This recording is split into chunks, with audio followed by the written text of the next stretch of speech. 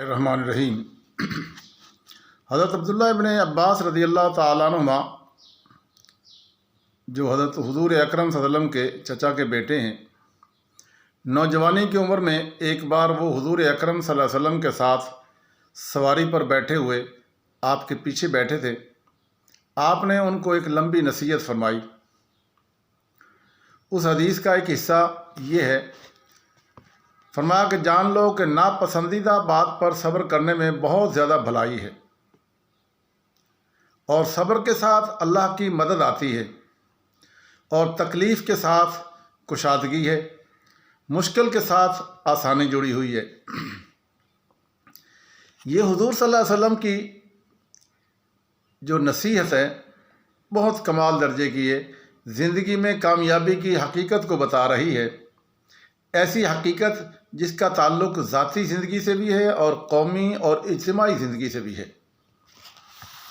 آپ کو ایک گھر، ایک دکان یا ایک آفس چلانا ہے نا، تو لازماً اس میں ایسی چیزیں پیش آئیں گی جو آپ کو پسند نہ ہو سکتا ہے آپ کا باس آپ کو بدتمیزی کرے، کوئی ایسی بات کہے اور آپ اس پہ دل برداشتہ ہو جائیں، اور دل برداشتہ ہو کے آپ اس کے آگے جھگڑ کھڑے ہوں، یا چابیاں پھینک کے جناب یہ رکھو اپنا، میں یہ جا رہا ہوں، تو اس سے بہت سارا نقصان آپ کا ہوگا، باس کا نہیں ہوگا۔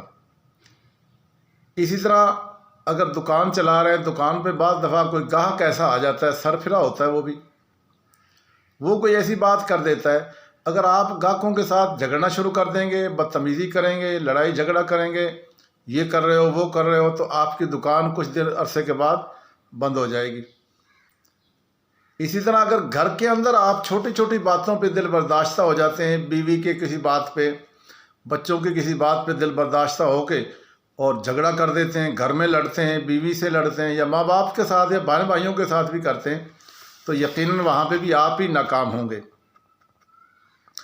تو ان سارے گھر کے اندر، آفس کے اندر، دکان کے اوپر ناپسندیدہ چیزیں کون ہے جس کو پیش نہیں آتی؟ کس گھر میں کوئی تو میں نہیں ہوتی؟ سب پہ ہوتی ہے تقریباً۔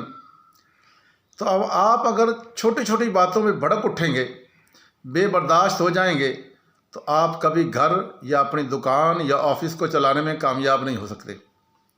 لیکن اگر آپ وقتی ناپسندیدگی کو برداشت کر لیں، دوسرے کی اب یہاں ہم کیا کہتے ہیں، لے انہیں گالیوں کی تھی، بھائی میں تو غصہ نہیں برداشت ہوں، میں نہیں کر سکتا، تو بھائی غصہ کون برداشت کرتا ہے؟ نہیں تو نہیں کرے گا تو پھر کیا ہوگا؟ فساد ہوگا۔ تو ہمیں ناپسندیدہ باتیں، جو بھی آپ کی ناپسندیدہ باتیں، ان ساری باتوں کو ہم نے برداشت کرنا ہے، اگنور کرنا ہے، اور جذباتی ہیجان سے ہٹ کر عقلی فیصلے کے تحت کام کرنا ہے۔ اور جب بھی ایسی کوئی بات ہو تو مجھے وہاں سوچنا ہے کہ اس کا نتیجہ کیا ہوگا، اس کا انجام کیا ہوگا۔ آپ اس کو نظر انداز کریں اور اسے مستقبل کی کامیابی کی طرف لے جائیں، یہ آپ کے اختیار میں ہے۔ یہی معاملہ قومی اور اجتماعی زندگی کا بھی ہے۔ قومی زندگی میں بھی دوسروں کی طرف سے ناخوشگوار واقعات پیش آئیں گے، اشتعال انگیز الفاظ بھی آپ کو سننے پڑیں گے۔ ان مواقع پر صبر ہی ہے جو کامیابی کا اور واحد راستہ ہے۔ اس لیے انسان کو ان ساری باتوں پہ صبر کرنا چاہیے، برداشت کرنی چاہیے۔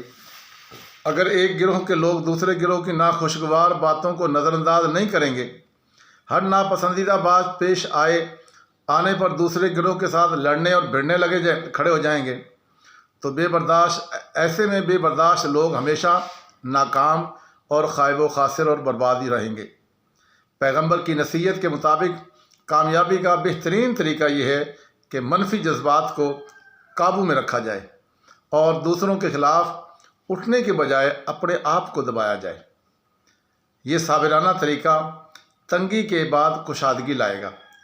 کچھ وقت کے لیے آپ کو تنگی ہوگی، اور پھر اس کا نتیجہ کیا ہوگا؟ بعد میں جو پھل ملے گا بہت آسانی کے ساتھ اپنی زندگی گزار سکیں گے۔